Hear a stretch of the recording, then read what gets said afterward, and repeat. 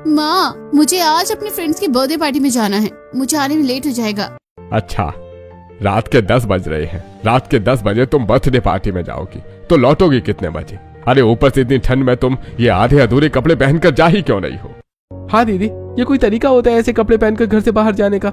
माँ ने आपकी आस पड़ोस में कितनी तारीफ की हुई है, सब लोग आपको कितना गुणी और संस्कारी समझते हैं। अरे तुम दोनों क्यों बिन बादल बरसात की तरह शनाया पर बरसे जा रहे हो? इस उम्र में अगर वो दोस्तों के साथ घूमेगी फिरेगी नहीं, पार्टी नहीं करेगी तो क्या तुम्हारी उम्र में करेगी? जा बेटा और जल्दी आ जाना। ओके मॉम, मेरा वेट मत करना और मैं खाना खा कर आऊंगी। एक तरफ शनाया अपने पड़ोसियों की नजर में बहुत ही संस्कारी थी और हमेशा सूट पहनकर रहती थी, लेकिन रात के समय जब पड़ोसी सो जाते थे तो हर रोज वो अपने दोस्तों के साथ छोटे छोटे कपड़े पहनकर पार्टी करने के लिए जाती थी और देर रात तक घर लौटती थी। और उस दिन भी। शनाया, ये क्या तरीका है? रात के 2:30 बज रहे हैं और तुम इस समय घर आ रही हो, ये भी ऐसी हालत में? तुमने तो शराब भी पी रखी है। दीदी, अगर किसी ने देख लिया तो कोई आपके बारे में क्या सोचेगा? अरे कोई देखेगा तब ना तो सोचेगा। इस समय सारे पड़ोसी सो रहे हैं और ये उसकी मस्ती मजाक करने की उम्र है। जाओ जाकर तुम लोग सो जाओ। बेटा तू भी आराम से जाकर सो जा, कल सुबह बात करेंगे। सुनीता, मैं कह रहा हूँ तुमने अपनी लड़की को पूरे तरीके से बिगाड़ कर रखा हुआ है। एक दिन ये हमारा नाम जरूर कलंकित करेगी। क्या आप भी बेकार में बात का पतंगड़ बनाते रहते हैं? बच्ची है, सीख जाएगी, समझ जाएगी। जाइए सो जाइए। इस तरह सुनीता जी शनाया को दिन पर दिन शह देती रहती हैं और उसे बिगड़ने के लिए बढ़ावा देती हैं। वहीं दूसरी तरफ हर रोज सुबह जल्दी उठकर मंदिर जाती है, अपने कॉलेज जाती है और घर के सारे काम में अपनी माँ की मदद करती है, लेकिन वो आस पड़ोस के लोगों से ज्यादा मतलब नहीं रखती। इसी तरह और दिन बीतते हैं और फिर एक दिन। शनाया, चल आज मेरे साथ तू मंदिर चल। आज मंदिर में कीर्तन है।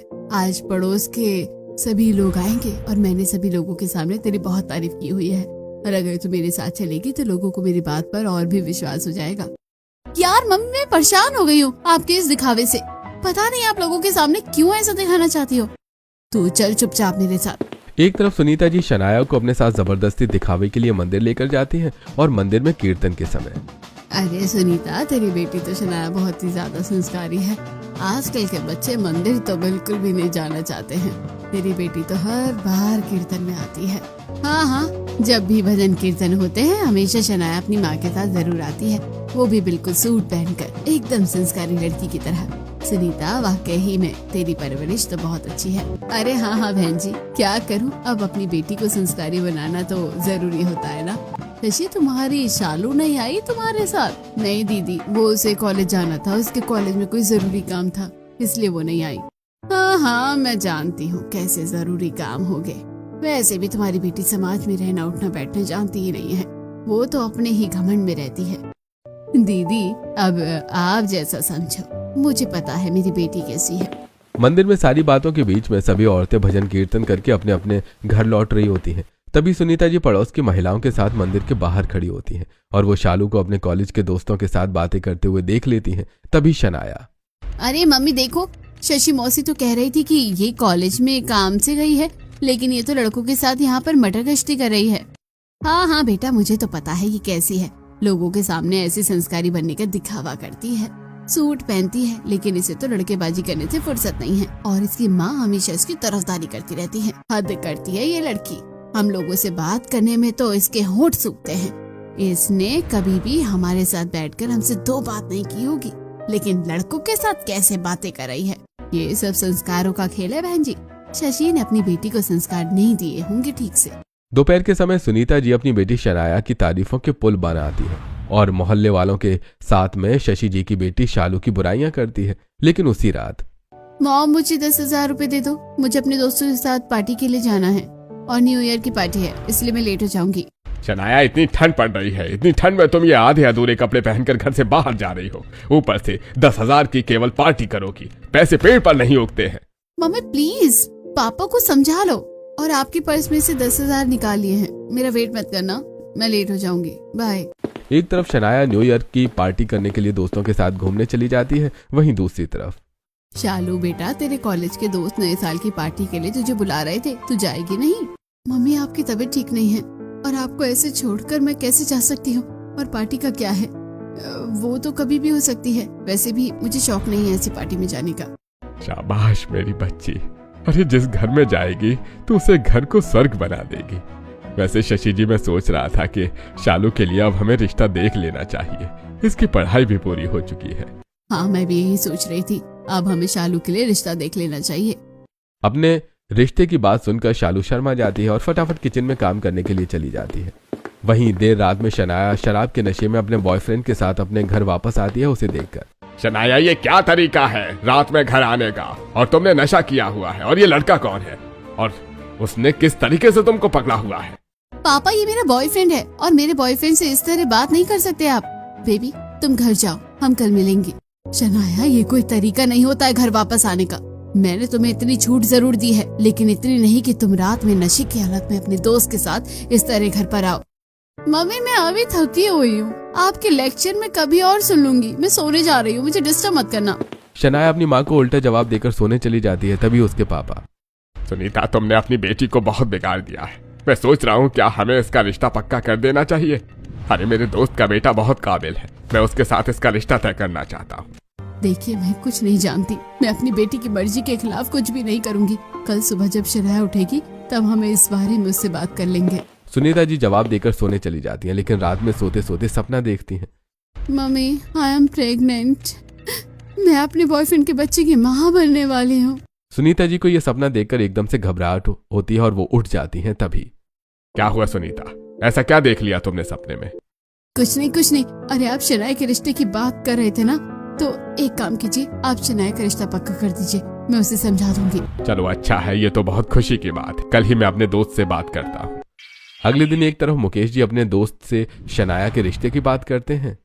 मम्मी पापा, आप चाहे कुछ भी कर दो, शादी तो मैं अपने बॉयफ्रेंड से ही करूंगी। अरे, हर समय तुम्हारी नहीं चलेगी। तुम्हें जितनी बदतमीजी दिखानी थी तुमने दिखा ली, लेकिन अब शादी ब्याह के मामले में मेरी चलेगी और मैं इस पर कोई बात नहीं सुनना चाहता।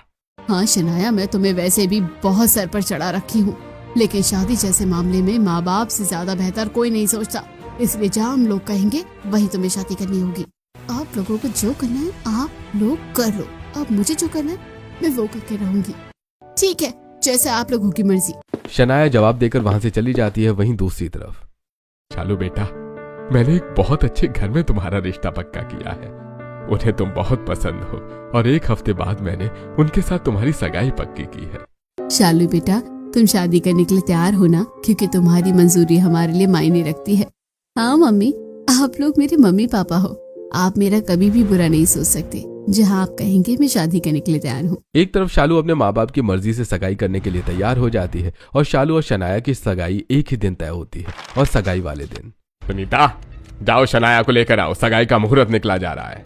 सुनीता जी शनाया के कमरे में शनाया को देखने के लिए जाती है, लेकिन शनाया तब तक घर से भाग चुकी होती है। अरे सुनते हो, शनाया अपने कमरे में नहीं है। पता नहीं ये लड़की कहाँ चली गई। मैं तो पहले कहता था तुमने लड़की को इतनी छूट दे रखी है। ये लड़की हाथ से निकल गई है। अब बताओ, सारे समाज में हमें कलंकित कर ही दिया। शनाया के भागने की खबर आस पड़ोस में फैल जाती है। अरे हम तो शनाया को कितना संस्कारी और गुणी समझते थे, लेकिन ये तो बिल्कुल ही बदतमीज निकली। अपनी ही सगाई वाले दिन कोई भागता है भला? मम्मी, मैं तो आपसे पहले ही कहता था, ये छोटे छोटे कपड़े पहनकर रात को घर से बाहर जाना, पार्टी करना, शराब पीकर घर लौटना, अपने बॉयफ्रेंड के साथ में आवारागर्दी करना, ये सब आपने ही छूट दी थी इसको। सनी की बात सुनकर पड़ोस के लोग और बातें बनाने लगते हैं। अरे सुनीता, तू तो कहती थी कि तेरी लड़की बहुत ही गुणी और संस्कारी है, हमेशा सूट पहन कर रहती है। ये सनी क्या कह रहा है कि ये छोटे कपड़े पहनकर घर से पार्टी करने के लिए जाती है? हे राम, ये लड़की तो शराब भी पीती है और लड़कों के साथ देर तक घर लौट कर आती है। हे भगवान, ऐसी बेटी तो भगवान किसी को ना दे। आस पड़ोस के लोग शनाया की बुराइयां करना शुरू कर देते हैं। इस समय नरेंद्र जी और शशि जी की बेटी शालू की सगाई शहर के बहुत बड़े पुलिस ऑफिसर के साथ हो जाती है। उसके सगाई की बात सुनकर पड़ोस के लोग, अरे सुना निर्मला तूने, वो शालू जिसे हम एकदम बेवकूफ, बेकार और बदतमीज समझते थे, उसकी सगाई बहुत बड़े पुलिस ऑफिसर के साथ हो गई है। और सुना है उसने अपने माता पिता के तय किए हुए रिश्ते को ही स्वीकार किया है। हाँ, हम उसे कितना बेकार समझते थे और ये शनाया और सुनीता हमेशा उसकी बुराइयां करके हमें भड़काती रहती थी, लेकिन असली संस्कारी और गुणी तो वही निकली। दोनों बहनों ने कैसी अलग अलग परवरिश दी है अपनी बेटियों को। मोहल्ले में एक तरफ शनाया की बुराइयां होती हैं तो वहीं दूसरी तरफ शालू की तारीफ होती है। और सगाई वाली रात को जब सभी लोग शनाया की चिंता करके परेशान हो रहे होते हैं, तभी देर रात में शनाया अपने बॉयफ्रेंड के साथ शादी करके घर लौटती है। उसे देखकर मुकेश जी, ये क्या है शनाया, और ये लड़का कौन है, और तुम दोनों गले में माला डालकर क्यों आए हुए हो? हाँ शनाया, ये क्या तरीका है घर आने का? और तुम अपनी सगाई से क्यों भाग गई थी? मम्मी, मैंने तो आपसे पहले ही कहा था कि मैं शादी करूंगी तो केवल अपने बॉयफ्रेंड से, और मैं आज अपनी बॉयफ्रेंड रोहन से शादी कर चुकी हूँ और आज से ये मेरा पति है। अच्छा, तूने माँ बाप के आशीर्वाद के बिना ही शादी कर ली। कौन है ये लड़का? क्या करता है? कमाता भी है नहीं, और रहता कहाँ है? पापा, पुराने जमाने के सवाल तो पूछो मत। अभी रोहन कुछ नहीं करता, लेकिन वो जल्दी ही अपना स्टार्टअप शुरू करने वाला है, और अभी तो वो रेंट के घर में रहता है। हम वहाँ पर रह लेंगे, आप टेंशन मत लो हमारी, और आपके आशीर्वाद की जरूरत नहीं है हमें। तूने मेरी नाक कटवा दी समाज में।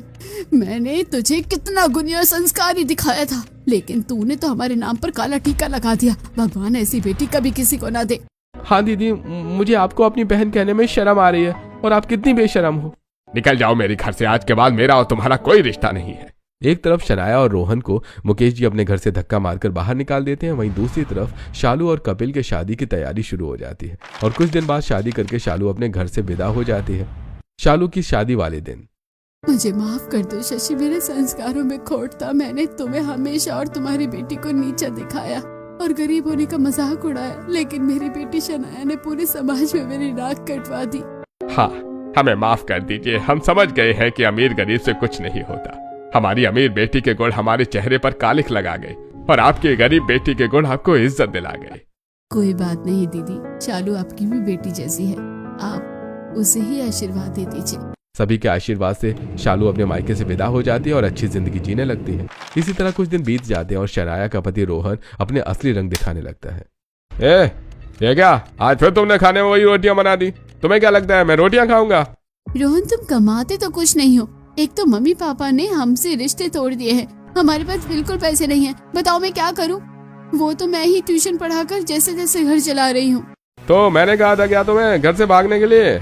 सब कुछ अच्छा खासा चल रहा था, हम रात को मिलते थे, मौज मस्ती करते थे, तुम्हें ही शादी करनी थी। गुस्से में रोहन शनाया पर हाथ उठा देता है और उसे बुरी तरीके से मारता है। शनाया के साथ यह हर रोज का था। रोहन शराब पीकर रोजाना हाथ उठाता था, वहीं शालू अपने ससुराल में बिल्कुल मौज में अमीरों वाली जिंदगी जी रही थी। एक दिन शनाया ठेले से सब्जी खरीद रही होती है, तभी शालू अपनी कार से बाजार आती है और उसे देखकर, अरे शनाया, तुम यहाँ? कैसी चली है तुम्हारी शादीशुदा जिंदगी, और खुश तो हो ना तुम? हाँ, मैं खुश हूँ। तुम बताओ, तुम्हारी जिंदगी अच्छी खासी चल रही है ना? हाँ, लेकिन तुम्हारे शरीर पर ये मारपीट के निशान कैसे?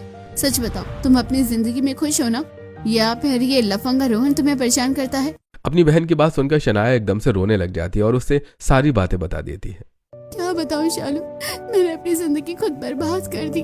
मम्मी पापा ने इतना अच्छा रिश्ता मेरे लिए देखा था, लेकिन मैंने अपने पैरों पर खुद कुल्हाड़ी मार ली। रोहन कुछ नहीं कमाता, ऊपर से मारपीट करता है। मैं मम्मी पापा से कुछ नहीं कह सकती, क्योंकि उन्होंने मुझसे सारे रिश्ते तोड़ दिए हैं। गलती मेरी है। तुम चिंता मत करो, मेरे पति बहुत बड़े पुलिस ऑफिसर हैं। हम तुम्हारे पति को रंगे हाथों पकड़ने और फिर मौसी से बात करके सब कुछ ठीक कर देंगे। शालू की बात सुनकर शनाया शालू के गले मिलती है और उसका धन्यवाद देती है, और दोनों बहनें मिलकर एक प्लान बनाती हैं। अगले ही रात जब रोहन शराब पीकर शनाया पर हाथ उठाता है, तभी शालू अपने पति और पुलिस फोर्स के साथ उसके घर पहुंच जाती है। You are under arrest Rohan. Domestic violence करना एक बहुत बड़ा अपराध है, और तुमने शराब पीकर अपनी पत्नी पर हाथ उठाया है। अब तुम्हें जेल जाने से कोई नहीं बचा सकता। कपिल रोहन को लेकर पुलिस स्टेशन चला जाता है और शनाया रोती हुई शालू के गले लग जाती है। उसके बाद शालू शनाया को लेकर सुनीता जी के घर पहुंचती है। मौसा जी, मैं मानती हूँ कि शनाया ने गलती की है, लेकिन आप लोगों को उसे माफ करना चाहिए। आखिरकार वो आपकी बेटी है, और अगर बच्चे गलत फैसला ले लेते हैं तो माँ बाप को उन्हें छोड़ना नहीं चाहिए, उन्हें सही रास्ते पर लाकर उनका साथ देना चाहिए। मुझे माफ कर दो मम्मी पापा, मुझसे बहुत बड़ी गलती हो गई है। मैंने आपकी बात नहीं मानी, लेकिन अब मैं आप लोगों की सारी बातें मानूंगी और आप जो कहोगे वही करूंगी। लेकिन तुम्हारी वजह से समाज में हमारी नाक तो कट गई है, अब कोई तुमसे शादी भी नहीं करेगा।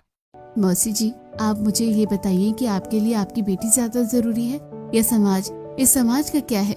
कुछ समय पहले तक ये लोग मुझे बुरा समझ रहे थे और आज मेरी तारीफ करते हैं। पहले ये शनाया की तारीफ करते नहीं थकते थे, और आज हर कोई शनाया की बुराई करता है। चार लोग क्या कहेंगे ये सोचकर हम अपने घर वालों को तो नहीं छोड़ सकते ना।